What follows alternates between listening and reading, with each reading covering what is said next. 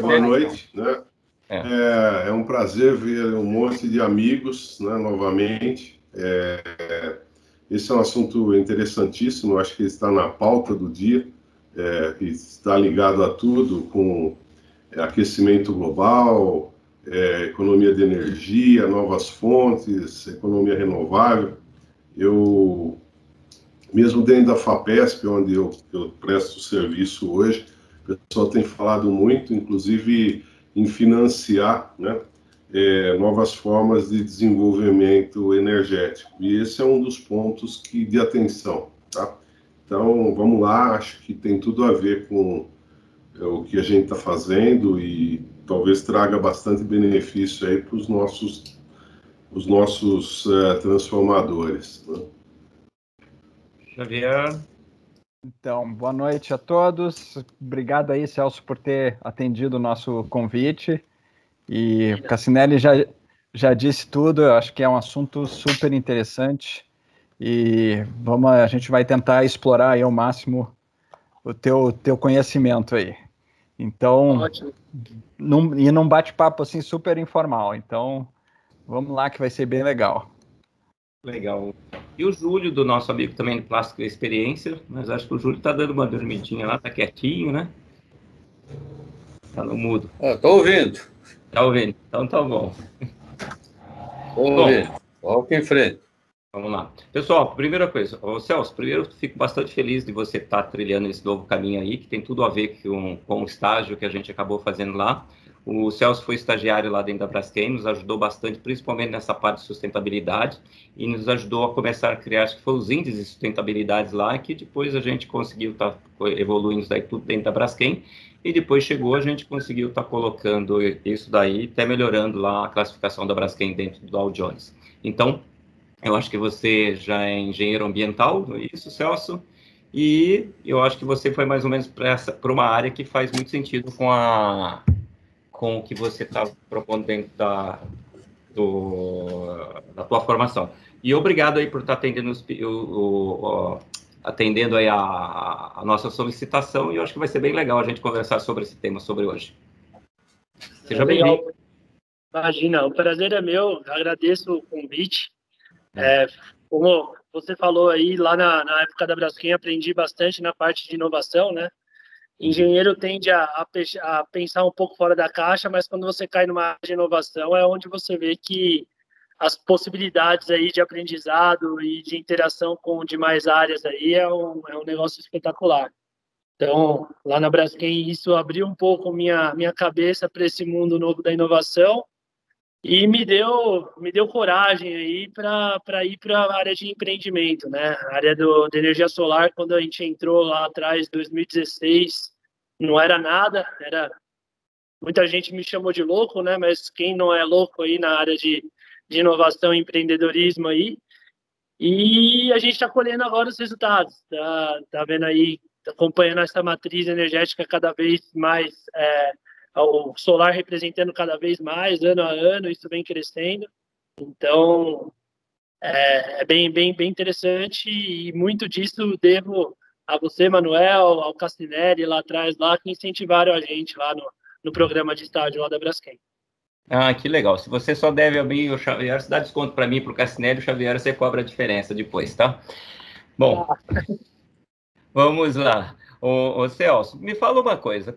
A gente faz bastante tempo que a gente vê falar de energia solar, já ela não é tão novo, né? Se você puder dar uma contextualizada, quando começou isso e quando realmente ela começou a pegar mais tração e o que levou ela a pegar mais tração, né? Ah, legal. Bom, a tecnologia fotovoltaica, né? É bom a gente diferenciar a questão da energia solar. Hoje você tem duas fontes de energia solar. A primeira, que é uma fonte bem mais disseminada, que é a energia para aquecimento, que você usa a energia do sol para transformação em calor, e a energia solar fotovoltaica, onde você transforma a energia do sol, a luz, em energia elétrica, né?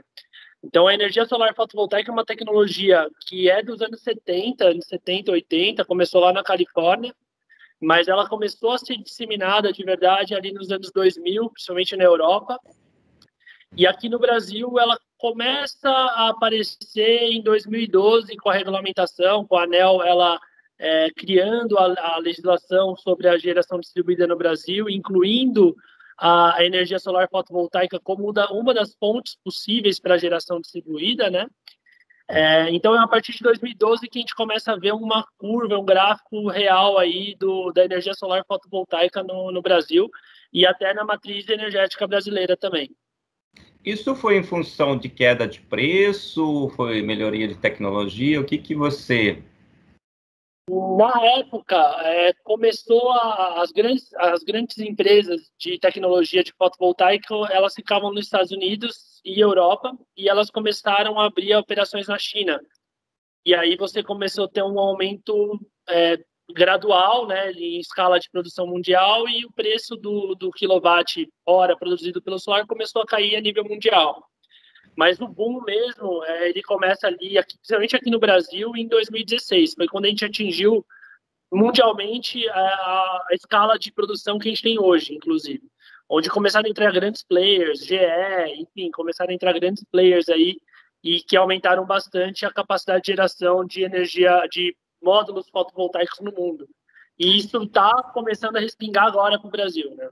Fabricantes, né? São bastante fabricantes grandes que começaram a entrar nesse negócio.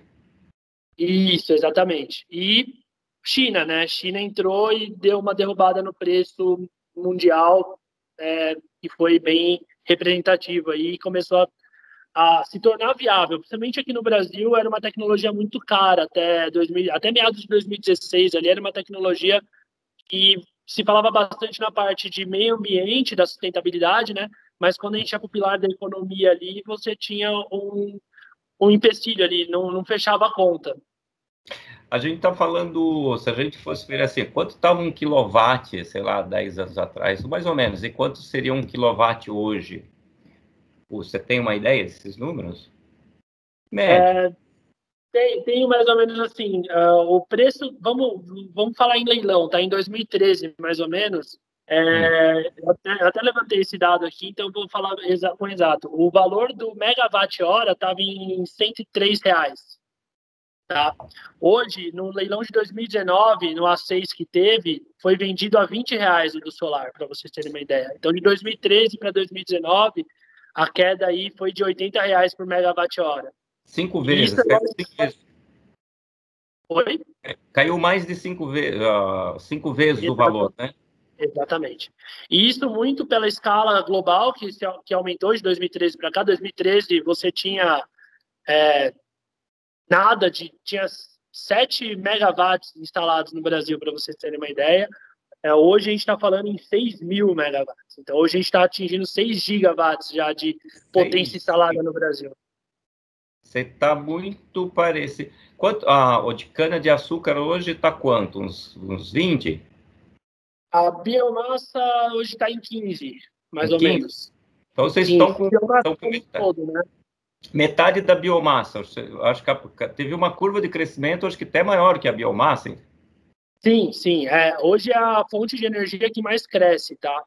E aí, Manuel, é interessante dividir essa fonte de energia em duas, tá? Primeiro é a energia, a geração centralizada, que são as grandes usinas, que essas são feitas para leilão, tá? A gente tem acompanhado os leilões aí da ANEEL, né, e da própria Eletrobras. Não tem ocorrido da forma como eles tinham previsto. Aliás, a gente está deficitário hoje em energia, é um grande problema, um grande desafio para o Brasil aí, em termos de crescimento, é a questão de produção de energia. Mas quando a gente vê o cenário de geração distribuída, que aí sim a gente está falando de você, Manuel, você, Cassinelli, instalarem na sua própria casa a sua própria produção de energia, o crescimento é ainda maior. A gente está vendo aí a curva aí de 2016 para cá na casa de 400%, 500% ao ano para a geração distribuída. Então, hoje, para vocês terem uma ideia, hoje dos 6,4 megawatts pico ou gigawatts que a gente tem instalados, 3,4 é de geração distribuída, ou seja, são pessoas jurídicas ou pessoas físicas que investiram nisso, e os outros 3 são geração centralizada. Então, o que é interessante a gente observar? Que, primeiro, é uma fonte de energia que está extremamente rentável, porque tem muita gente investindo nisso, E o mais interessante, é uma fonte de energia que não depende de investimento público. A gente consegue fazer toda essa geração a partir de investimento privado. E é rentável. E a outra coisa, a partir do momento que você tenha... Porque quando você pega uma energia que ela vem centralizada, tanto a hidrelétrica, as outras, você paga pela energia e mais o transporte, né? Como é que está ficando o transporte disso daí? Está caindo na conta ou está fora da conta? Ele está... Hoje, vamos lá, de novo, separar. Vamos falar da geração distribuída, né? Na GD, você não paga pelo transporte. Você usa a rede e paga só pela manutenção dela, que seria a tarifa de disponibilidade ali. Isso na geração distribuída. Tá? Geração centralizada, aí você tem as concessões de linhões e aí sim é pago ali para as concessionárias que fazem a transmissão. Nessas umas são as grandes usinas, a gente fala de quanto, o que é um tamanho médio, o que é o tamanho médio, máximo e mínimo de uma usina centralizada? Centralizada, eu acho que a maior que a gente tem aqui no Brasil está em 2 gigawatts, se eu não me engano. Se eu não me engano, posso estar enganado. Aqui tem acontecido cada vez coisas maiores aí, mas tem muita usina de 500 megas, 400 megas, são usinas aí nesse porte, mais ou menos. Para a geração distribuída, para vocês entenderem, a limitação é 5 megawatts, tá? Então, a partir de 5 megawatts, você já entra para a geração centralizada. Tá, quanto tempo demora hoje para se amortizar o investimento, considerando o preço médio, né, da energia paga pelo consumidor doméstico? Legal, depende muito da região. E pelo consumidor industrial, tá? Assim a gente já abre para os nossos transformadores. Para clientes que estão em baixa tensão, né? Clientes que estão abaixo de 75 kW pico ali, depende da região, mas vamos lá, São Paulo, hoje o payback, né? O tempo de retorno médio está em 3 anos e meio, Rio de Janeiro e Minas fica próximo de 2 anos. Isso para quem está em baixa tensão. Média tensão, São Paulo fica entre 4 anos e meio a 5 anos e meio, depende do porte aí da usina que a gente está falando. E Rio de Janeiro, Minas Gerais, Bahia, enfim, Nordeste como um todo ali, fica na casa aí de 3 anos e meio a 4 anos, mesmo para os clientes de média e alta tensão. Isso porque a tarifa lá é quase o dobro daqui de São Paulo, por exemplo. Uhum.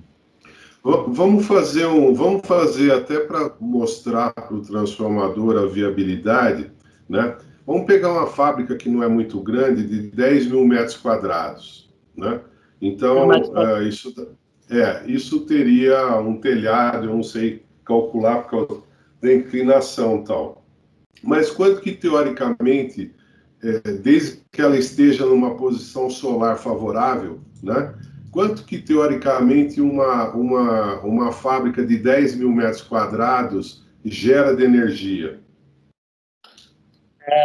Vamos lá, dá mais ou menos 1 megawatt, tá, de potência. Isso, vou pegar o índice de insolação aqui de São Paulo, com uma perda média, considerando... Ele vai gerar aí, em quilowatt-hora, algo perto de 118 mil kWh mês aí, aqui em São Paulo. Tá? Isso na tarifa... 118 mil... transformando isso na tarifa média de média tensão aqui, a gente está falando de algo perto de 70 mil reais aí de conta de energia. Uhum. Certo. Tá?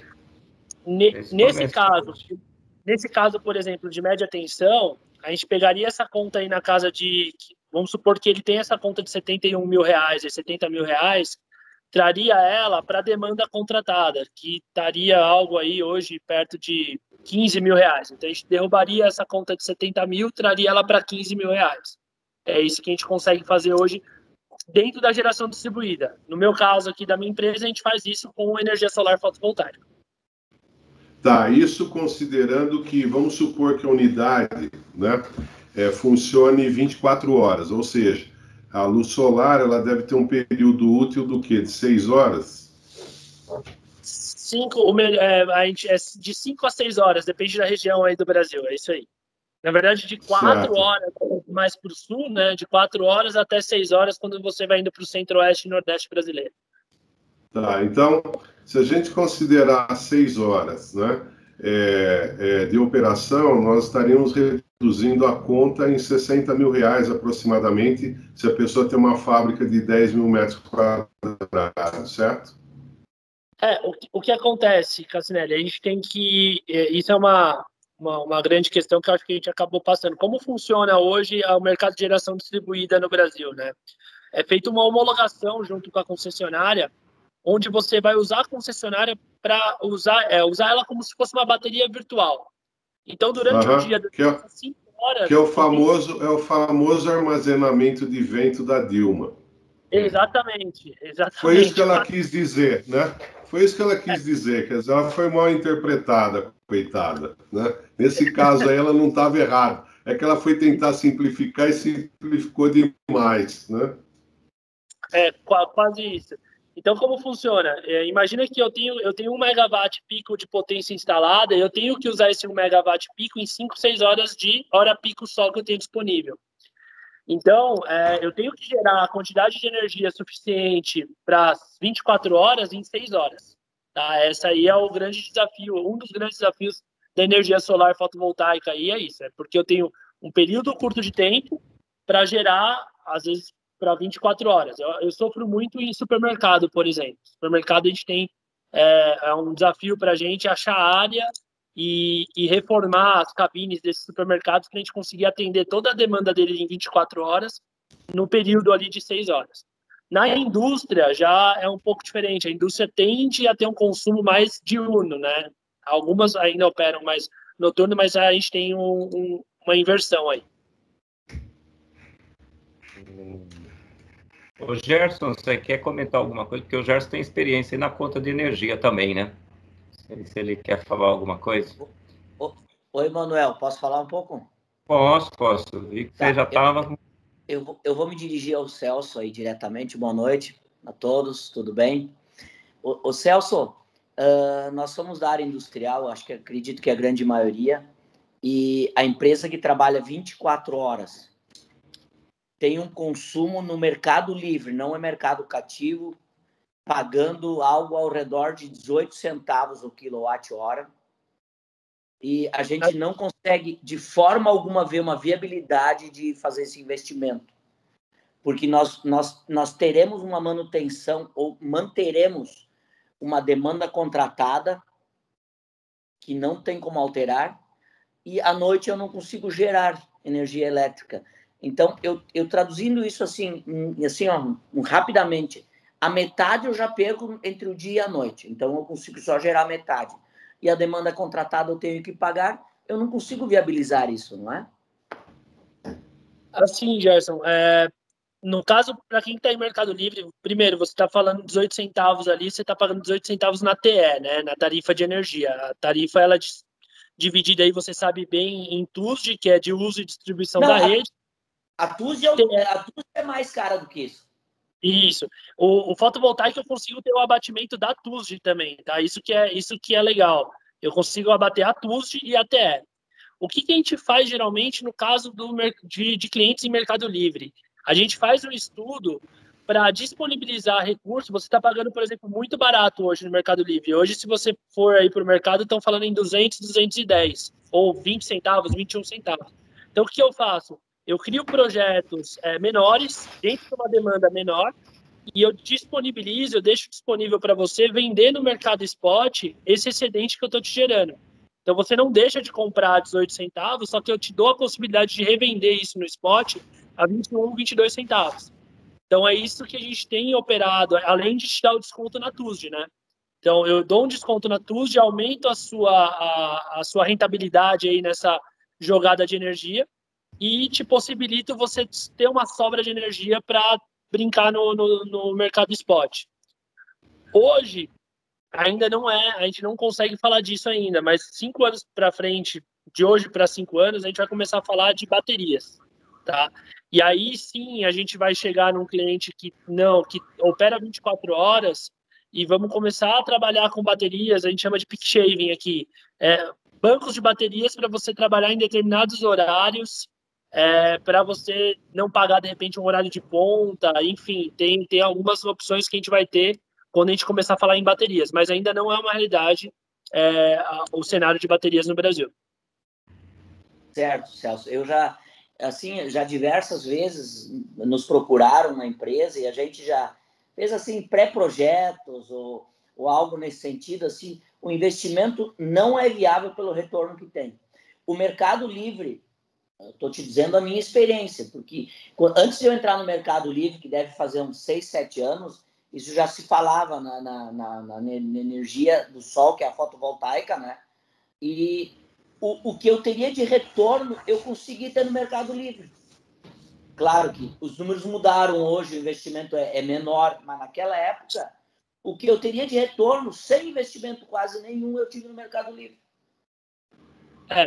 Para o seu caso, Gerson, de verdade, o que a gente tem que avaliar, fazer uma avaliação, primeiro, a parte sustentável, né? Isso, geração de crédito de carbono, enfim, isso é um a mais que traz o fotovoltaico, mas o que a gente teria que estudar aí para você é entender como é que estão os seus contratos futuros de compra de energia e ver se a gente consegue deixar isso disponível para você vender no mercado spot. Então, não posso falar com você em atender 100% da sua demanda, porque aí você já está no Mercado Livre e você já tem um desconto grande. Então, assim, a gente tem que trabalhar uma forma, o fotovoltaico serve para você como mais um modelo de negócio do que pura e simplesmente uma economia, que nem é um caso de uma indústria no mercado cativo, por exemplo, entendeu? Para você, a gente teria que estabelecer um modelo de negócio para ver se a gente consegue tornar isso viável economicamente. Tá bom, obrigado, Celso. Imagina. Obrigado mesmo. Ô, Celso, e as placas, elas continuam sendo importadas ou tem perspectiva de ter fabricação no Brasil também?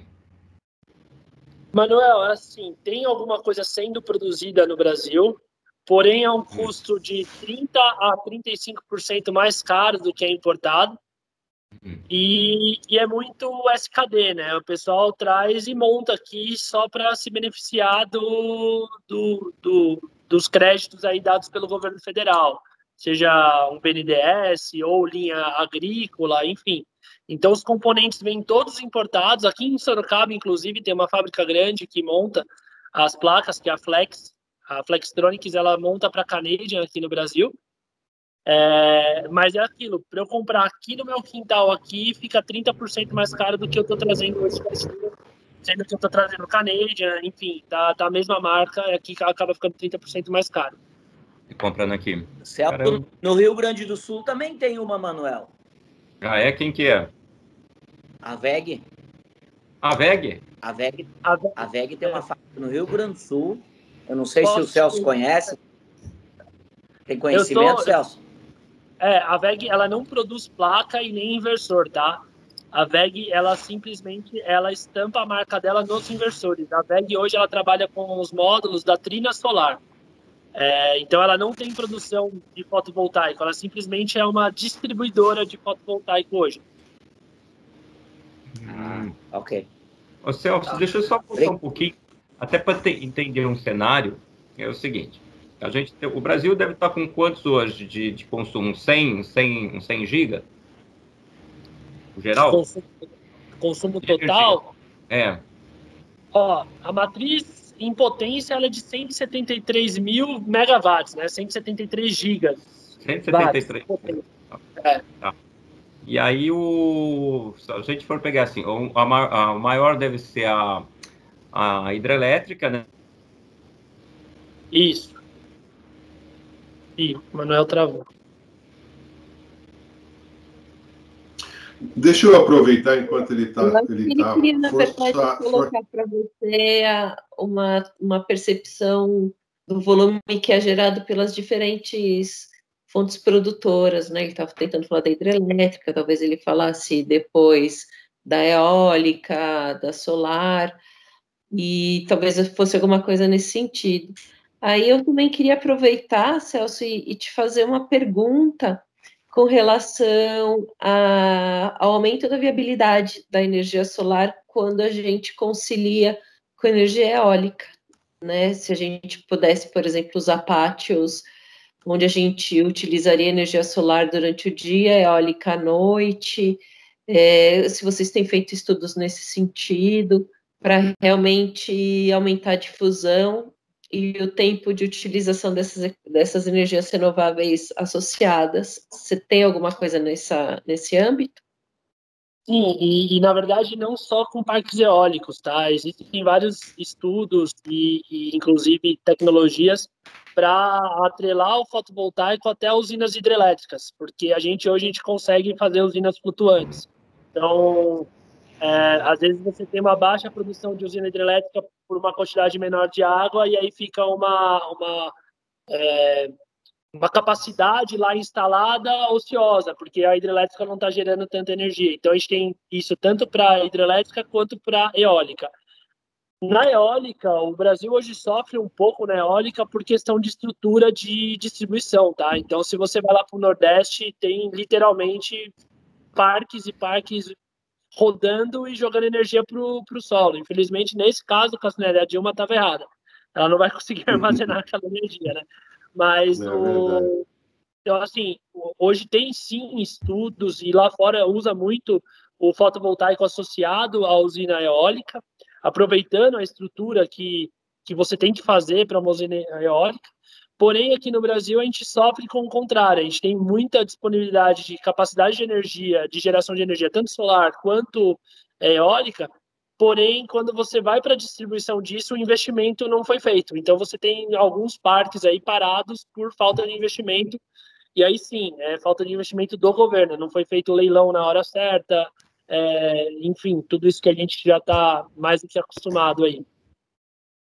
Agora, Celso, o que a gente... Chegou uma época que a gente estudou um pouquinho essa matriz energética no Brasil. E aí, na verdade, assim, os grandes centros... não tem mais como ser suportado por hidrelétrica, né? Porque você não tem mais fonte de água que consiga criar hidrelétricas. Então, você tem duas coisas. Ou você vai fazer outro tipo de energia, ou se você fazer hidrelétrica, você vai ter que transportar 3, 4 mil quilômetros, não é isso? Exato. Isso, quando você pega a geração distribuída, e o modelo da geração distribuída, é um modelo que veio da Europa, tá? Então, a gente não criou nada. E você começa a perceber quais são os fatores de perda que a geração distribuída diminui, porque imagina que você vai ter energia gerando no seu telhado e você vai estar gerando um excedente e jogando isso para a rede da distribuidora. Ela não vai ter que ir lá na usina a 6 mil quilômetros buscar energia para abastecer o seu vizinho. Então, os coeficientes de perda a gente vai trazendo são cada vez menores, quanto mais distribuído é essa geração. Isso é uma vantagem para a distribuidora, então, hoje em dia? Sim. Apesar da receita da distribuidora estar caindo, né, gradualmente, porque você tira uma parte da geração dela, ainda mais que hoje na legislação atual, quem está em geração distribuída não paga nada pelo fio B, né, que eles chamam, que é o uso e distribuição da rede.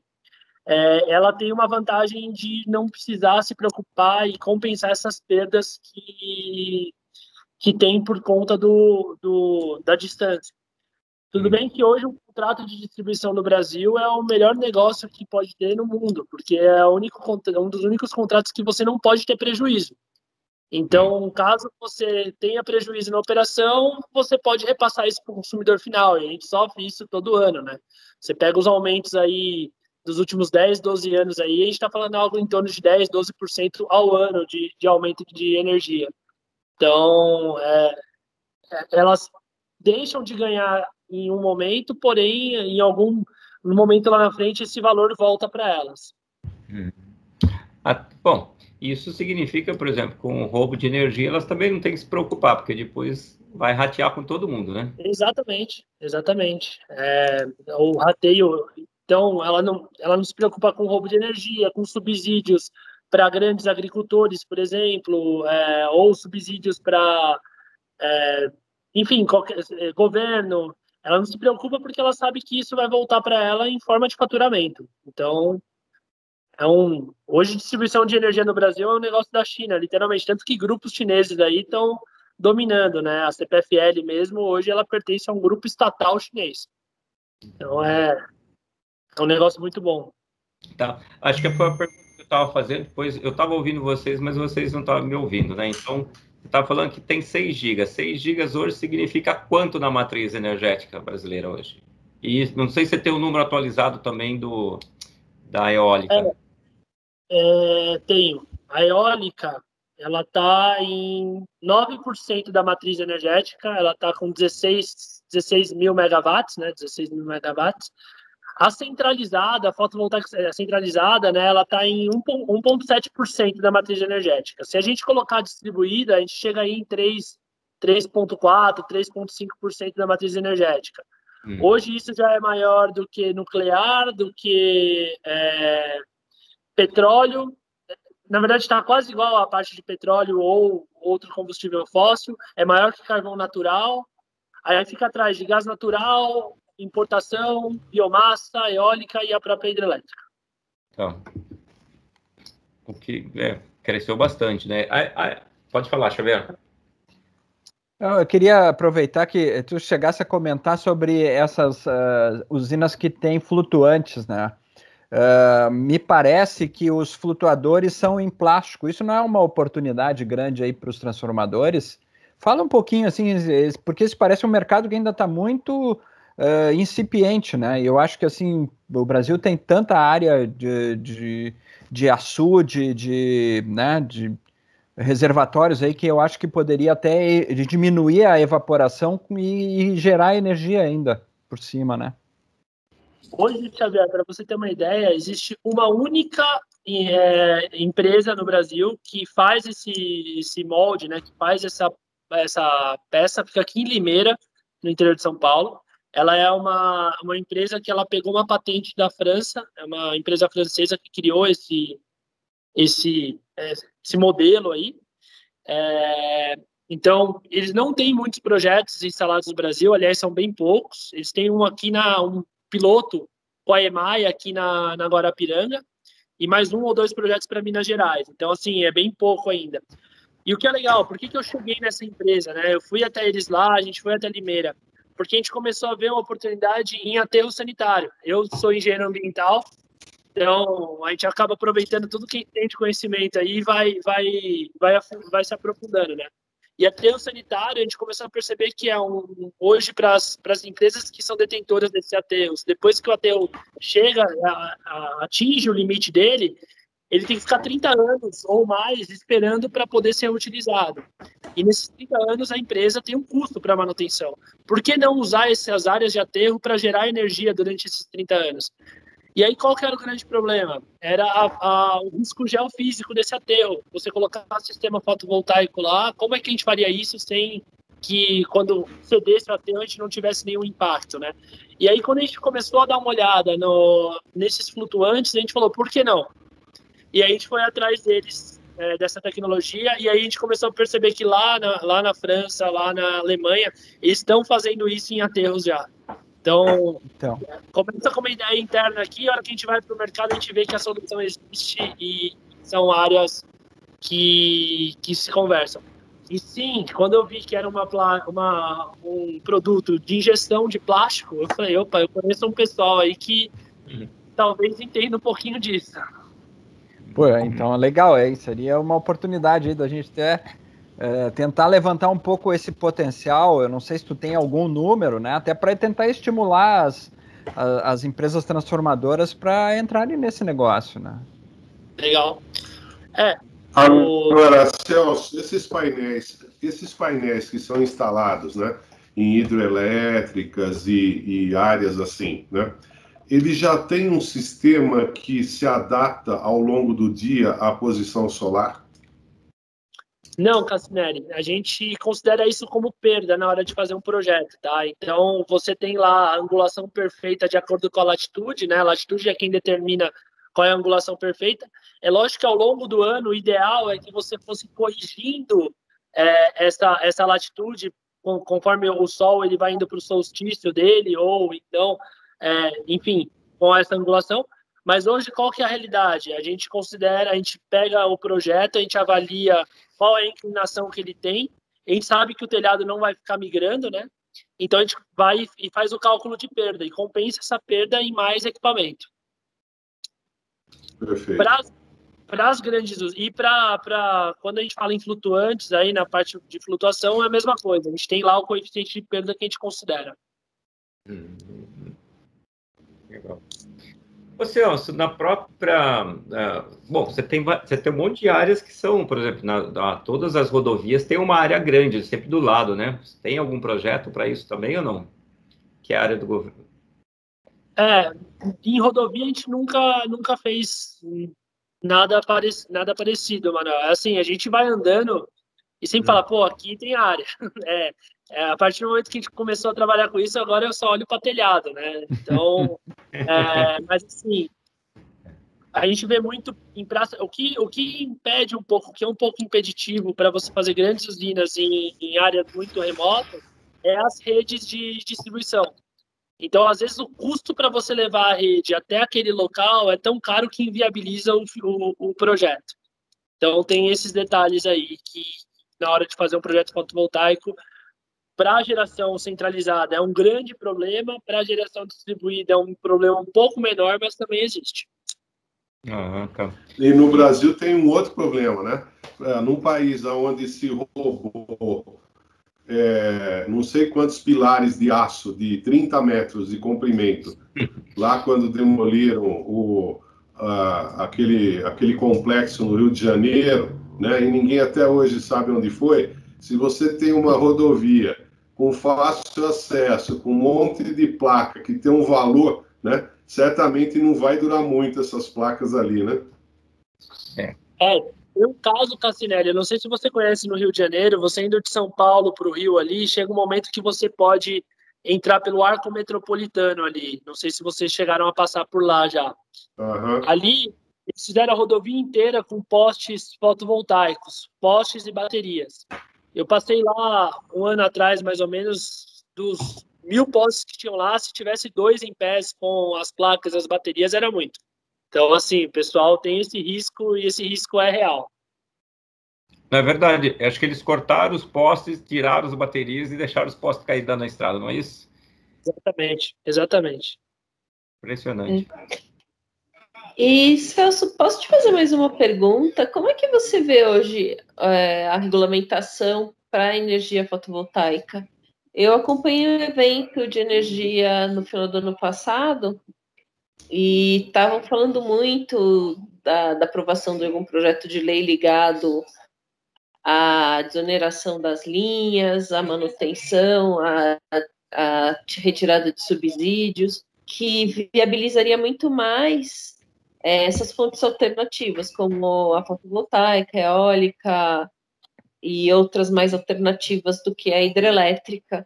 E eu acredito que não tem avançado muito, mas como você vê que está esse momento da parte de regulamentação e as perspectivas de futuro para o negócio? De novo, a gente tem que separar ali os dois cenários, né? Para a geração centralizada, eles tiraram, agora em agosto, o subsídio que tinha para fontes renováveis, tá? Isso para compensar as perdas das produtoras de energia e das distribuidoras. Então, eles retiraram o subsídio, isso para centralizada. Para a fotovoltaica, você não tem uma legislação, você tem uma regulamentação da ANEEL, que é a 482, tá? De 2012, ela foi revista em 2016, e no final do ano passado, a ANEEL fez uma proposta absurda de alteração dessa regulamentação, onde sim viabilizaria todo o mercado de geração distribuída, não só do fotovoltaico, mas para qualquer produtor que quisesse fazer até 5 megas no seu próprio telhado, enfim. O que aconteceu? Essa proposta foi rechaçada, né? Então foi vetada. Hoje existe 3 projetos de leis em discussão no plenário para determinar como vai ser a evolução da geração distribuída no Brasil.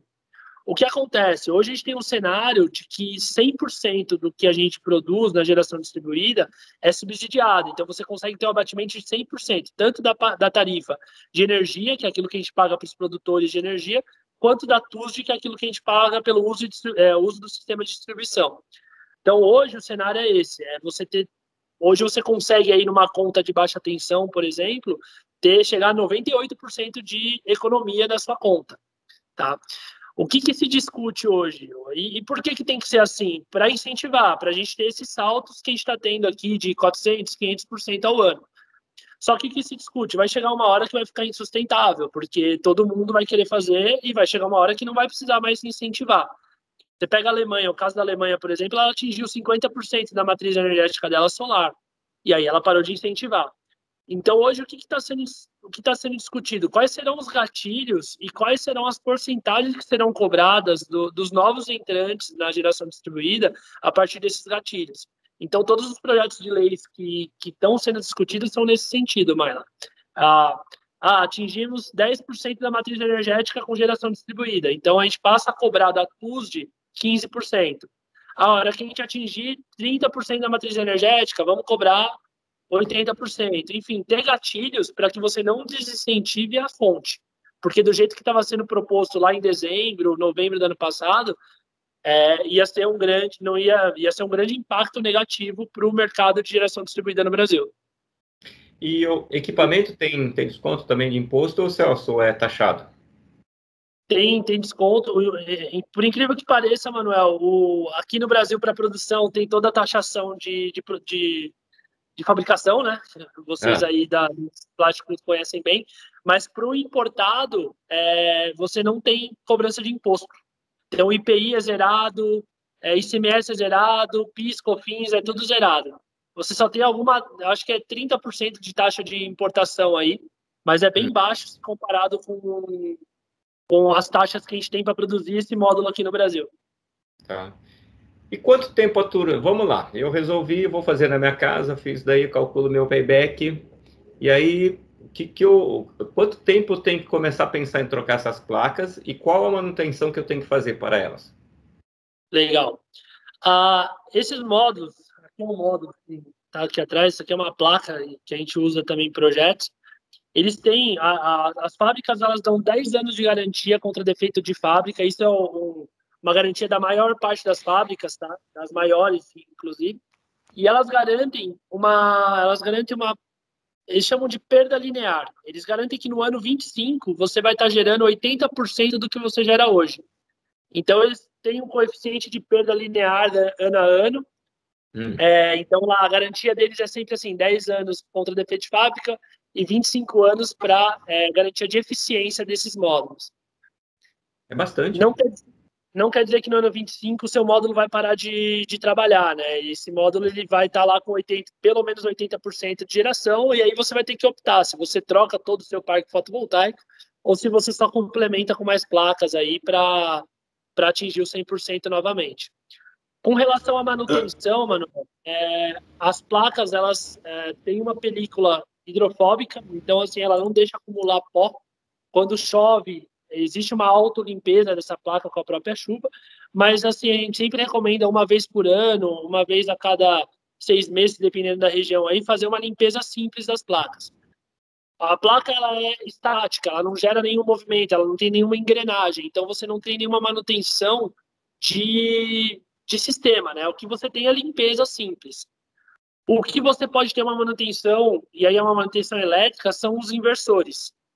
Mas, basicamente, o inversor ele tem aí uma vida útil de 15 a 16 anos também, e a manutenção que ele tem, geralmente, é uma manutenção corretiva. Você não tem uma manutenção corretiva, preventiva nele. Você não tem que ficar apertando o disjuntor, não tem nada para fazer que possa melhorar aí o desempenho do seu sistema.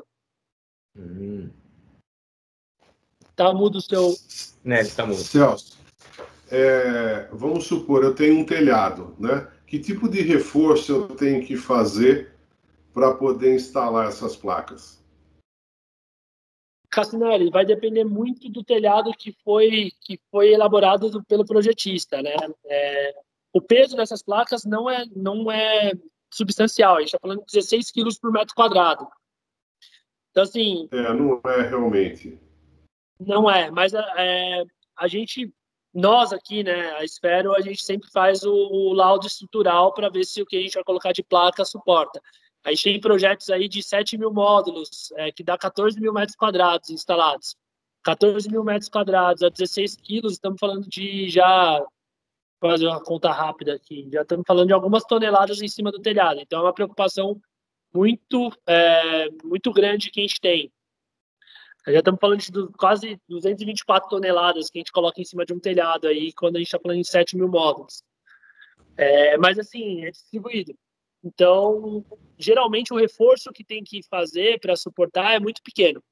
A não ser que tenha uma característica muito específica do telhado, que não foi feito um abrigo, que nem é caso de posto de gasolina, por exemplo, não é telhado, é um abrigo, né? Aí não tem muito o que a gente fazer, aí é inviável mesmo. Tá. Ok, obrigado. E deixa eu fazer uma pergunta sobre as baterias. Tu falasse aí rapidamente que vão chegar ainda no mercado. Qual é a expectativa aí de chegar e de custar essas baterias aí? Vamos lá. Eu sei que o preço, Xavier, eu não tenho agora aqui em mãos exatamente, mas eu sei que ela tem caído aí. A evolução de queda dela tem sido melhor do que se esperava. Tá? Se eu não me engano, era algo em torno de $90 uma bateria. A previsão era de $90 agora para 2020.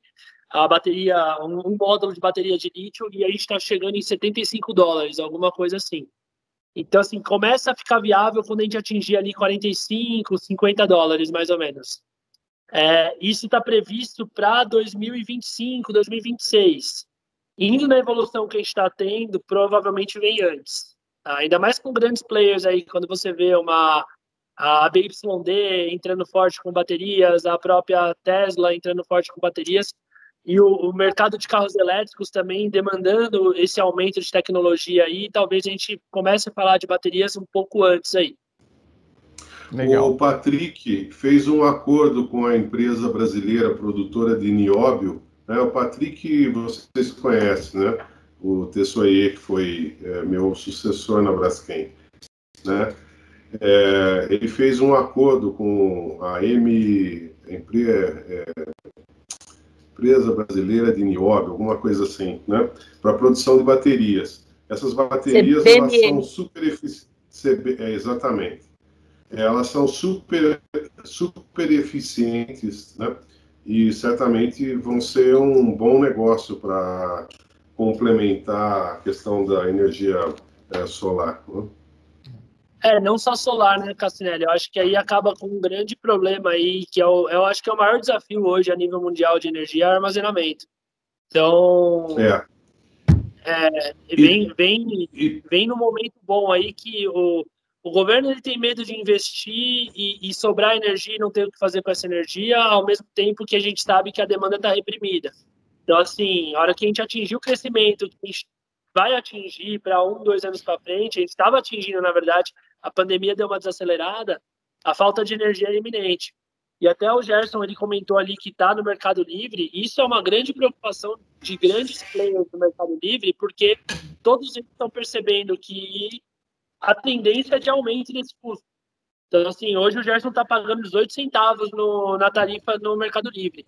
Eu tenho cliente, para vocês terem uma ideia, que já está pagando 27 centavos. Então, assim, tem tendência de aumento. E aí, o quanto que ficar no Mercado Livre, eu não sei se todos estão familiarizados com o Mercado Livre de energia, mas o quanto ficar no Mercado Livre é vantajoso, agora está em análise. Então, tem muita gente que estava em Mercado Livre que lá atrás, 2, 3 anos atrás, viu que o fotovoltaico não era viável, que está começando a vir atrás da gente novamente para entender e tentar ter alguma possibilidade.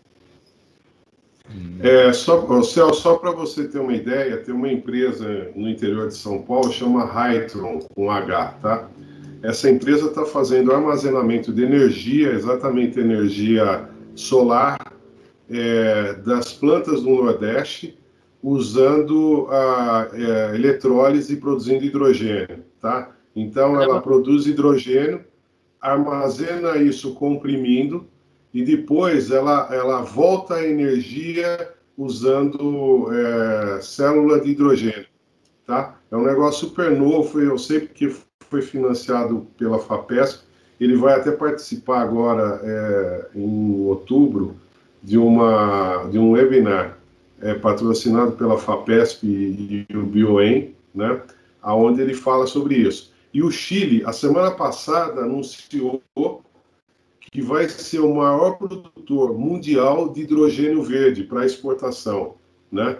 Usando também energia solar e eletrólise, tá? Legal. Depois você me passa no café, se você puder, o convite desse webinar aí, porque eu tenho bastante interesse. Sem dúvida. Fica tranquilo que eu passo, sim. Celso. E passo também o contato, né, da Hytron. Se você quiser conversar com eles, você liga para a pessoa, para o Daniel, né? E aí você conversa, porque ele deve ter interesse nisso, tá? Legal. Pergunta difícil agora para o engenheiro ambiental, né? A gente quando a gente faz o ACV desse negócio aí, né? Todo o ciclo de produção e quanto que a gente economiza lá depois na produção em si, e o que a gente faz com as placas daqui a 25 anos, né? Como é que a gente pensa isso? Tenho aqui no meu bloco de notas aqui, ó, que eu preparei para essa nossa conversa, tinha apontado dois desafios que eu vejo que são passíveis de discussão aqui. O primeiro era o que a Mayla comentou ali, das mudanças regulatórias. Então, isso é um desafio que não só a energia solar, mas a geração distribuída como um todo, a gente tem que ficar atento para essas mudanças e ver como isso vai impactar a viabilidade financeira. E o segundo ponto, sim, Manuel, isso aí me incomoda bastante hoje, a reciclagem desses painéis, o que vai ser, né? E eu, como empresa integradora que está começando na ponta ali, colocando painel em tudo quanto é lugar desse Brasil, a gente já está se preocupando em como reciclar isso. Hoje, não existe tecnologia de reciclagem para painel fotovoltaico, apesar de você ter um alto índice de reciclagem desse painel. Porque, basicamente, o que a gente tem aqui é vidro, silício e alumínio. Então, assim, tá fácil de fazer. Agora, não tem nenhuma empresa, e isso tá no meu radar aqui, uma das pontas que a gente discute internamente aqui dentro da onde a gente quer estar daqui a 5, 10 anos, né? Uma delas é a bateria, que foi o que eu comentei, fazer a parte de integração das nossas plantas fotovoltaicas com plantas de baterias. Outra parte é a parte de flutuadores ali, é um negócio que a gente viu com bastante interesse.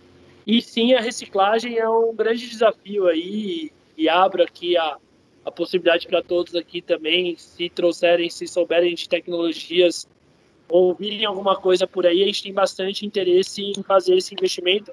E hoje a gente tem demanda, né? A gente tem hoje uma carteira de clientes que não hoje, mas daqui a 25 anos vai começar a ser um potencial cliente aí para essas usinas de reciclagem. Tá. E o payback ecológico, já tem uma ideia de quanto tempo demora? Se a gente for considerar assim, tudo que a gente gastou de energia CO2 na produção da placa e quanto que a gente... Vamos lá, o que eu tenho, na verdade, é uma compensação em relação à nossa matriz energética, tá? Hoje, quando você produz 1 kWh de energia solar, já descontando todo o ciclo de produção dele, você deixa de emitir 0,08 kg de CO2 para a atmosfera. Então, hoje você já tem um payback positivo aí com relação comparando a nossa matriz energética. Se você pegar esse mesmo projeto e levar para a Alemanha, por exemplo, é muito melhor lá atrás, né? Quando ela usava mais a energia térmica. Hoje ela já equilibrou bastante isso. Tá. O que é interessante que quando você compara, por exemplo, com a hidrelétrica, para eu gerar a mesma quantidade de energia que a Itaipu, por exemplo, eu preciso de 10% da área com fotovoltaico. Então, o que eu tenho de área alagada de Itaipu, eu conseguiria gerar a mesma quantidade de energia em 10% da área dela. Então, esse é o impacto que hoje, Manuel, você não consegue mensurar ambientalmente isso. Qual que é o impacto de você não alagar essa área toda? Qual que é o impacto de você... Isso ainda é... Bom, você viu com a gente lá que a análise de ciclo de vida ela é bem complexa, né? Então, começa a ir num parâmetro aí bem a fundo mesmo. Mas a gente não tem um estudo ainda desse payback ambiental. Aliás, eu vou colocar aqui Celso, tem um outro aspecto que é o seguinte, né? As usinas que foram montadas recentemente, elas têm um reservatório muito pequeno, né? E com o ciclo de chuva cada vez mais escasso, elas estão produzindo cada vez menos. Então, tem usinas que têm infraestrutura para transportar 12 gigas por ano, acho que é a do Rio Madeira lá, alguma coisa nessa ordem de grandeza, só que a média anual é 3 a 4, né? Então, você tem toda a infraestrutura dessas usinas que não tem, o pessoal já até se arrependeu de ter feito 100 áreas alagadas, né? Disponível para poder aproveitar, né, a parte de distribuição, transformação e tudo mais, né? Acho que é um baita potencial para energia solar. Exatamente esse é o ponto, viu, Cassinelli? A gente começaram a fazer estudos nessa base aí. Por que não aproveitar o que a gente tem instalado nessas usinas que está sendo subutilizado? Então, tem algumas usinas já, em Itaipu, inclusive, Furnas, inclusive, já tem um pátio fotovoltaico lá, não é flutuante, mas ele tem um pátio fotovoltaico em solo. Lá em Itaipu, que já está aproveitando um pouco, em Furnas, está já utilizando um pouco dessa sobra aí de potência disponível. Legal. É interessante, né? Porque até a própria daí diminui a evaporação também, né? Das represas. Diminui a evaporação, Num telhado, para vocês terem uma ideia, a gente se dissipa de 3 a 4 graus nos primeiros 10 centímetros depois da placa. Então, assim, a absorção de calor dessa placa, apesar disso prejudicar a placa, a geração, tá? A gente tem perda por calor, mas ela segura bem o calor. A gente tem alguns casos, inclusive aqui em Sorocaba, a gente tem um telhado que a gente fez um restaurante com telhado fotovoltaico. Então, não tem telha, a gente só usou a própria placa como telhado. Então, você entra lá, é mais fresco do que o telhado dele de zinco que ele tem do lado. Isso. Celso, deixa eu te perguntar, deixa eu fazer mais uma pergunta, Manuel, aproveitando essa linha do Celso, né? O cara hoje está perguntinha. É que isso é muito interessante, é apaixonante esse tema, né? Só por coincidência eu passei a tarde discutindo isso, né? Geração de energia e inclusive energia de lixo. Eu aproveitei e fiz uma fiz uma lista de perguntas, né? Existe alguma placa onde tem associado na mesma placa energia fotovoltaica e o aquecimento, aproveitando que a placa é preta, né? Uma serpentina embaixo dessa placa aí, não daria para gerar as duas coisas ao mesmo tempo? Tem sim, Cassinelli. O problema é que, assim, quem produz isso não tem uma eficiência tão alta no fotovoltaico e não tem uma produção tão alta no aquecimento solar. Então, assim, existe... Eu tive contato, inclusive, a um grupo alemão que estava produzindo isso, porém a eficiência do fotovoltaico, eu não sei por qual motivo, e eles não souberam explicar, era muito baixa. Então, assim, financeiramente... Será que não é porque a temperatura do silício não tem que ficar alta para poder gerar muito? Não, porque, na verdade, quanto mais quente o silício, menor a geração, você tem dissipação por calor. Então, assim, teoricamente, teria que... Você refrigerando, por exemplo, teria até que aumentar a eficiência.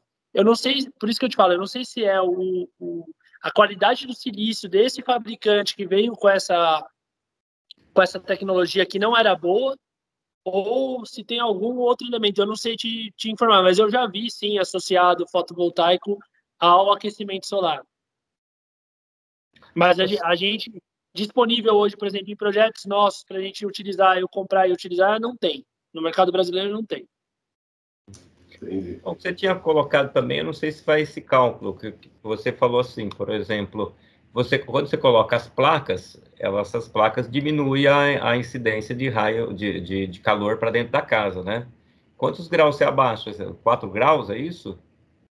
Nos primeiros 10 centímetros, né, logo abaixo da placa, dá de 3 a 4 graus. Aí depois você vai aumentando esse gradiente de temperatura, né? Vai dissipando mais calor daí. Vai dissipando, porque assim, ó, tem algumas coisas que o pessoal coloca, tem umas mantas que coloca debaixo do telhado, que essas mantas normalmente elas servem para evitar o vazamento de água e o conforto térmico, que aí consegue... Aí você fala assim, eu baixo 3, 4 graus. Baixar 3, 4 graus é muito e significa que você pode não começar a usar o ar-condicionado, né? Para uma casa faz uma diferença grande. Tem Sim. esse estudo também, porque eu acho que isso é interessante. Vamos lá. O que acontece aí entra o cliente fotovoltaico, o residencial principalmente, é um cliente engraçado. Ele vem com uma demanda para a gente dimensiona o sistema baseado naquela demanda que ele sempre teve. A partir do momento que a gente colocou o sistema fotovoltaico, ele acha que a energia é infinita. Então, o cara que usava ar-condicionado uma vez por ano, usa todo dia. E aí, pô, mas esse sistema não funciona. Então, assim, não tem esse estudo, tá, Manuel, de qual é a percepção, diminuiu a temperatura da minha casa, não vou usar ar-condicionado. No nosso caso aqui, no cenário que a gente tem dos nossos clientes, é ao contrário, eles aumentam o consumo. E aí a gente tem que ir lá e ampliar o sistema. Tem um relaxamento aí. Não, o consumo em si, né? Mas por exemplo, ela baixa... Porque você está colocando um isolante térmico, né? E você está baixando a temperatura Você está deixando a tua casa mais isolada. O que acontece é que a gente não ocupa o telhado inteiro, né? Então, assim, naquele ponto você vai ter uma melhor eficiência desse isolamento. Mas pode ser que em outros pontos da casa, então, por exemplo, um telhado que está para sul, a gente não vai ocupar ele, você não vai ter essa eficiência. Então, vai depender muito do projeto aí. Ah, tá. E quando eu for comprar uma casa, hoje em dia já devo comprar ela pensando na posição solar ou não?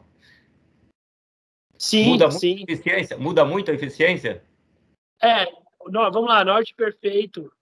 Do norte perfeito, 23 graus aqui na latitude de São Paulo, por exemplo, quando você inclina para leste-oeste, você tem uma perda aí de 7 a 10%. Quando você inclina isso para sul, essa perda ela chega a 20% em relação ao norte. Então, assim, muda bastante. É uma perda considerável. Mas a maioria dos telhados hoje são construídos leste-oeste, tá? Então, o pessoal quer aproveitar o sol o dia inteiro, enfim, tem algumas questões aí. Ah, tá. E a bateria vai acabar. Eu vou entrar pelo meu notebook, porque a bateria do meu celular tá acabando. Aí vai ficar só com o áudio, tá? Porque a minha câmera não sei por que não tá funcionando. Deixa eu ver aqui. Mas pode falar. Pessoal, mas tá todo mundo quietinho, o Elinho, o Leonardo, o Douglas nem tá falando hoje, eu tô até impressionado. Vamos ver. Até o Francisco tá quietinho. Eu fico feliz pela lembrança, Manuel. Mas realmente eu estou fazendo uma série de tarefas aqui, ouvindo. Mas aproveito para deixar um grande abraço a todos. E é muito bom ver a Mayla novamente aí na tela. Há muitos anos eu não encontrava, não via a Mayla. Muito bom revê-la. Estudamos juntos por um bom período. É verdade. Ela não conhece o Luz, né? Apesar da Mayla ser bem mais jovem do que eu, ela entrou na adolescência, né, na engenharia. Então, era uma aluna especial. Tá? Nada, eu só tenho menos que você, viu? Não, Mayla, faz de conta que tem uns 10, não tem problema.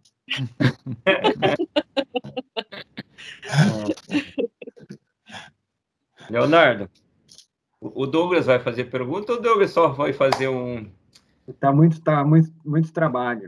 Tá muito trabalho? Mas eu tenho uma pergunta para o Celso. O chefe dele é muito complicado, ele estava reclamando do chefe outro dia. É isso mesmo, viu? Eu ouço com o todo, só que agora eu tô sem câmera, tá, gente? Peço desculpas aí. Você tinha ficado com câmera, Celso, agora... bom, voltou, não tem problema, vamos lá. É que eu voltei com o notebook. Gostaria de perguntar, discutir contigo, em termos da tecnologia, se existe uma tecnologia que predomina hoje em termos de materiais, da eficiência dos materiais, primeiro tu fazer algum comentário e depois, de uma maneira geral, aonde que precisa de inovação para aumentar esse balanço econômico, que realmente o que eu vejo também de maneira geral, né, é que há muita promessa na tecnologia limpa e difícil de implementar, comparado com o preço da energia que a gente chama de não limpa. Então, tem algumas situações que a energia solar é uma escolha óbvia, um local isolado, uma geração baixa, mas em zonas industriais, onde há uma geração a carvão próxima, por exemplo, é muito difícil de convencer com o princípio do preço. Então, gostaria que tu comentasse primeiro, assim, qual é a tecnologia que existe hoje em termos de eficiência, de dar o pulo aquele do elétron, né? E o segundo é onde é que precisa mais eficiência, não necessariamente na tecnologia, legal, inversores ou outras partes. Bom, falar primeiro dos módulos, tá? Os módulos, eles são o que faz a geração de energia é o silício, tá? É um fenômeno físico aí que acontece no silício, uma movimentação de elétron a partir do hora que o fóton a luz bate no silício, ele gera uma excitação do elétron e você começa a gerar uma corrente contínua, tá? E para isso é feito um processo do silício lá atrás na fabricação que chama dopagem eletrostática.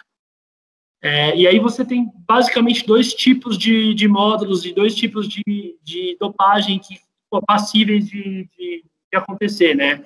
A primeira a gente chama que gera os módulos policristalinos, tá? E o segundo que são os módulos monocristalinos. Nos módulos monocristalinos, você tem um alinhamento melhor das células do silício, você tem um alinhamento melhor eletrostático desse módulo, e aí você tem uma eficiência maior dos módulos, tá? Isso gera, para vocês terem uma diferença aí, você tem dois tipos de placa que vocês podem observar. Tem a placa que estava aqui atrás de mim, que ela é azul, ela é uma placa policristalina, né, uma placa mais voltada para o azul, e a placa monocristalina ela é mais voltada para o preto, tá? Ela é mais né, monocromática mesmo. Hoje, quando você fala em evolução de tecnologia em módulos fotovoltaicos, você busca gerar mais potência por menos área, tá? Então, quando a gente começou lá em 2016, a gente falava em módulos de 2 metros quadrados que tinham uma capacidade, uma potência de 320 watts. Hoje, 4 anos depois, a gente está vendendo módulos aqui que tem uma potência na mesma área de perto de 500 watts já. Então, assim, a evolução que tem nos módulos fotovoltaicos é em relação a aumentar a eficiência por metro quadrado. E aí você tem, sim, algumas alternativas, tecnologias que estão sendo estudadas. Hoje, a placa mais eficiente que a gente tem aí era 20,8%, né? Então, o que significa isso? Toda a luz que bate nessa placa, a gente consegue converter, de fato, 20,8% em energia elétrica. Hoje, os estudos aí tem o black silício, enfim, tem algumas tecnologias e materiais novos aí que fazem chegar perto de 35% a 40%, porém ainda não são comerciais. São ainda em fase de testes. Dos módulos, basicamente é isso, buscar maior eficiência em uma menor área. Tá? Esse que é a grande busca aí, a grande corrida da tecnologia. Alguém quer falar alguma coisa? O que eu acho impressionante, como é que essa ciência e engenharia de materiais acaba mexendo com toda essa questão de tecnologia no mundo, né? Na verdade, você faz assim, quando você trabalha bem, tudo que você surge, todos os equipamentos que você tem hoje, é em função do desenvolvimento de material. Se você desenvolve um material bom, você consegue produzir bons equipamentos a partir de um material bem estruturado. Agora, eu fico imaginando, você vai fazer um cristal de 1 metro quadrado, um monocristal. E aí ele seria... Cadê o Elinho? O Elinho também pode comentar, o Leonardo, sobre isso. Manuel, o Gerson está há tempos com a mão levantada. Desculpa, Gerson. Pode falar. Tá bom. Eu queria perguntar para o Celso, com vista aos nossos governantes, né, Manuel? A gente sabe que o Rio Grande do Sul, São Paulo, Minas, Rio de Janeiro, têm uma grande dificuldade de até pagarem os seus funcionários públicos, os aposentados. Até quanto representa essa matriz energética hoje? E eu não acredito que logo não vai entrar tributação aí, alguma tributação de ICMS nesse sentido, porque os governos não podem abrir mão desse tipo de tributo, né? Que energia gera muita tributação e é uma das assim que não há maneira de não ser totalmente paga, né? Não tem uma forma de fazer de forma sem nota, vamos dizer assim, né? Então, esse é um grande arrecadador dos estados. O que o Celso acha disso, Celso? Parece, Gerson, o movimento está ao contrário, tá? O movimento está sendo de isenção do ICMS sobre os produtores de energia renováveis, tá? Na geração distribuída. Você tem, por exemplo, Rio de Janeiro e Minas, já não é cobrado mais o ICMS sobre os produtores. O governo federal ele isentou a obrigação de ICMS sobre quem produz energia, tá, de fontes renováveis, e deixou na verdade, ele isentou PIS/COFINS e deixou para cada governo estadual definir como seria a política do ICMS. Existe o CONFAS, eu não vou lembrar o nome do CONFAS agora, onde quase todos os estados brasileiros assinaram, junto ao governo federal, assumindo a responsabilidade de isentar o ICMS sobre a TUSD. Sobre a TE, o governo federal já isentou, né? Mas sobre a TUSD, sobre os produtores de energia de forma que sejam energias limpas, né? Os únicos estados que realmente aderiram a isso foi Minas, primeiro, e agora, recentemente, o governador Witzel, lá do Rio de Janeiro, ele aprovou também, então veio a isenção do imposto. São Paulo está em discussão, Paraná está em discussão, Santa Catarina está em discussão, depende muito das câmaras de deputados de cada estado, mas a tendência é você ter a isenção, pelo menos para os próximos anos, por incrível que pareça. E dá uma diferença grande o ICMS, né? 33%? Depende do estado, mas a gente faz uma conta aqui que nem aqui em São Paulo, a economia, em relação a Minas, por exemplo, chega a 8 centavos por quilowatt-hora. Então, Minas Gerais, eu consigo ter 8 centavos de economia a mais do que aqui em São Paulo. No estado do Rio Grande do Sul, o ICMS residencial é 30%. É um absurdo. Mas São Paulo também deve estar nessa faixa, não está? 25, 30? Deve ser 25, São Paulo. Pessoa física, 25 e pessoa jurídica, 18. 18. Tá. Só que daí tem crédito, né? A pessoa jurídica tem crédito do ICMS daí, né? Sim. O que eu ia... Celso, eu tenho uma outra pergunta. Claro. Com relação à manutenção, é possível consertar um painel que eventualmente pare de funcionar? Por exemplo, uma chuva de pedra ou um outro serviço de manutenção que acaba quebrando, danificando um painel. Você pode compartilhar um pouco conosco essas experiências? Precisa de equipamento especializado, mão de obra especializada?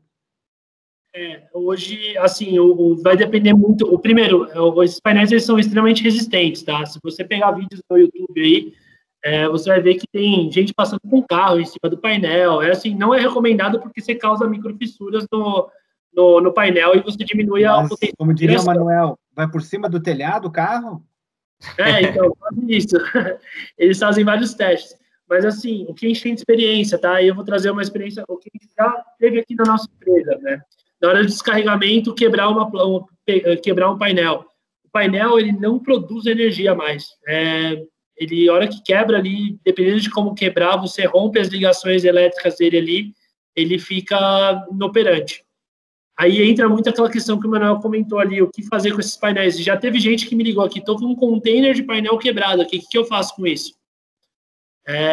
Então, assim, é um dos grandes desafios aí que todo o mercado de energia solar fotovoltaica vai ter pela frente.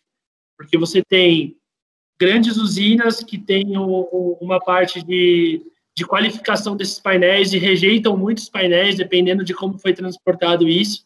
Esses painéis não podem ser utilizados em outros lugares, então você está criando, hoje já está criando um passivo aí enorme.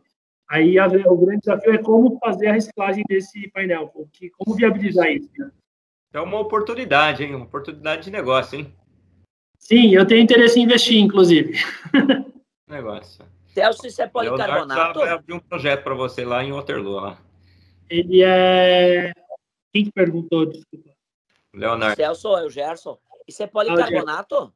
Não. Eu tenho aqui, vamos lá.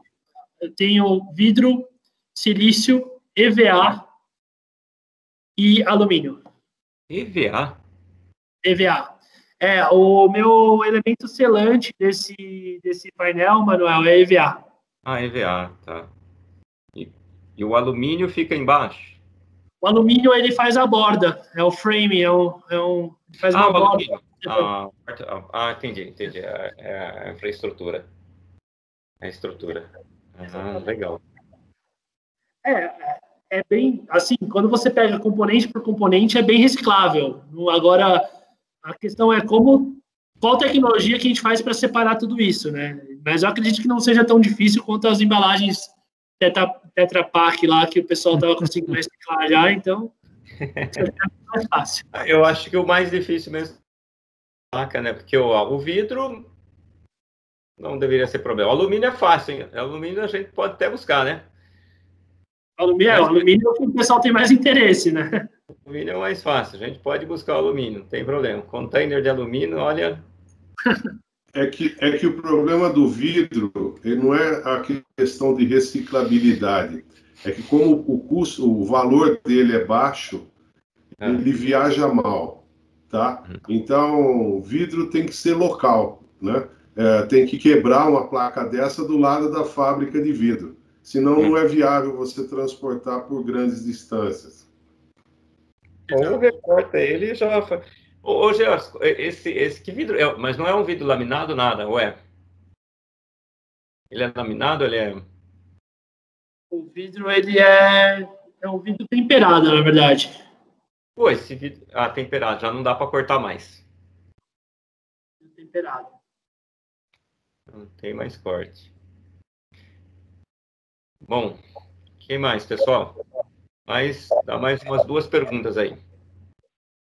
Mas, por exemplo, o vidro, para você reutilizar em fornos, é até melhor. Você pode quebrar ele e transportar junto com algum outro tipo de logística reversa, porque ele melhora o forno, né? Uma vez que já se formou o óxido, já transformou o silício, a barrilha, tudo mais em óxido, você consegue ter uma performance melhor nos fornos de produção. Então, aproveitar uma estrutura de logística para vidro já, e eu acho que são coisas factíveis, né? É o que o pessoal estava falando, dá para fazer, só que tem que fazer um pouquinho só de estudo para ver como viabiliza.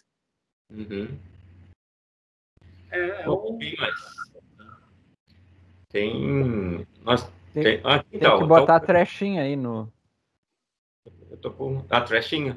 Eu tô com um monte de chefe hoje na reunião, mas meus chefes não estão me perguntando lá, tá? Acho que tá o Elvin, tá o Francisco. Só o Cassinelli hoje que leu à tarde para fazer um monte de perguntas, que foi super bom, hein? Legal. Trouxe bastante conteúdo para a gente discutir aqui. É o Francisco que tá falando? Ô, Francisco, se eu falei alguma coisa errada de matéria, por favor, você desconsidere, hein? Não era eu que estava falando, não. Não era você? Então tá bom. Como se chama? Eu queria saber como estão os polímeros aí para substituir o silício. Tem alguma possibilidade? Olha aí, Celso. Pode ir. Polímeros para substituir o silício? Isso. Eu, sinceramente, não vi nada relacionado a isso ainda. Posso dar uma pesquisada. Eu desconheço, pelo menos. Não sei se tem alguma coisa em estudo em relação a isso. Não sei se alguém conhece, alguém ouviu falar alguma coisa já? Não, eu não conheço de polímeros, não. Fala que os polímeros vai ser o futuro na parte da eletrônica, né? Já tem os LED lá orgânicos, né? Na televisão, esse tipo de coisa aí. Eu acho que daqui a pouco eles também inventam alguma coisa lá que vai substituir o silício lá no... Exato. O que tem é o seguinte, eles estão inclusive usando impressão jato de tinta, né? Usando várias camadas e policarbonato, e usa como é que chama? Anilina, poliamilina, né? Que é um polímero que gera energia, né? E imprime em cima desses painéis de policarbonato, né? Eu não sei a durabilidade nem a questão de geração em relação à placa de silício. Eu imagino que seja menos eficiente, né? Mas isso já existe, tá? Inclusive filmes para colocar em grandes áreas envidraçadas usando esses filmes impressos. Não, você tem razão, são polímeros orgânicos, né? Isso, exatamente. São os OPVs. O que acontece? Organic Photovoltaics, alguma coisa assim. O que acontece? A vida útil desses filmes orgânicos ela é muito baixa, de 5 a 7 anos. Então, é uma tecnologia que ainda está em desenvolvimento. E agora, você tocando nesse assunto, realmente eu vi alguma coisa algum estudo lá atrás de polímeros com durabilidade maior. Porém, a eficiência de geração não estava sendo tão grande quanto esperado. Preciso ter uma estrutura... Ô, Celso, deixa eu só fazer mais uma pergunta, né? Celso, depois você passa o endereço de Araraquara, que eu vou fazer um sacrifício, mas eu vou visitar lá a empresa, tá? Legal. Você vai disfarçado, né? Para ninguém te conhecer. Não, eu vou botar uma máscara, porque o ar faz mal. De Araraquara, para mim, faz mal, me dá alergia. Celso, se eu fosse você, eu mandava para o endereço do concorrente, mas tudo bem, né? Cassinelli, eu vou mandar endereço aqui de Sorocaba, Cassinelli, para você vir conhecer a nossa vida em Sorocaba. Lá em Araraquara. Lá em Araraquara é um posto avançado de venda nosso lá, mas eu faço questão de você vir aqui. Tá bom. Eu estou em Itupeva toda semana, né? Pertinho. Fica do lado. Me manda o endereço que eu vou sim. Vai ser um prazer. Pelo menos eu não vou te mandar para Araraquara, vai. E ainda ele fala que é um posto avançado. Não sei se foi para te humilhar isso, né? Porque tá avançado, tá em Araraquara, não tá em São Carlos, né? Não, posto avançado para mim significa que tem chance de ter um menos avançado em São Carlos, né? E São Carlos é o posto atrasado, entendeu? É o posto atrasado, né? Xavier tá sacaneando. Pessoal, eu acho que é isso. Alguém quer fazer mais alguma pergunta que a gente deixou aí no vácuo? Eu não tenho pergunta, mas eu acho que tem um monte de oportunidades aí que a gente levantou, hein? Eu acho que vai ser bem legal. Eu acho que sim. Acho que tem oportunidade para o pessoal de plástico, que você estava falando, tem oportunidade para desenvolver novas placas, né? Acho que para fazer isso. E, Celso, só uma pergunta básica. Vamos lá, o cara tem uma casa interior de 200 metros quadrados. E aí? Qual que é não sei se você quer falar ou se você prefere, fica à vontade para você falar. O que é a ordem de investimento e o que é a ordem de economia? Bom, assim, depende, o valor do investimento depende muito da quantidade de energia que esse cara consome em 200 metros quadrados. Né? Mas, assim, hoje eu tenho um projeto residencial desse porte aí entre 15 a 25 mil reais. É uma economia aí que beira os 98% aí do consumo dele. É o tipo de projeto aí que economicamente é bem viável. Isso daí já a gente está considerando geladeira, ar-condicionado. A gente está falando aí de contas aí de 300 até R$1.000, mais ou menos, aí. O valor médio aí. Agora, sim, o que é interessante para vocês que estão na indústria é que hoje existem linhas de financiamento, né, subsidiadas aí, linhas tanto de bancos privados quanto de bancos públicos, que financiam o fotovoltaico usando o próprio equipamento como garantia e a própria economia do equipamento paga a parcela do financiamento. Então, assim, hoje, a gente entra numa indústria do comércio, a gente consegue fazer essa equação aí de não ter um investimento inicial durante 4, 5 anos, simplesmente trocar uma despesa por um investimento, e a gente tem feito com bastante êxito aqui na Esfera. A gente tem conseguido bastante clientes nessa tipo aí. Pessoa física não tem nada ainda? Nenhum banco financeiro? Tem também.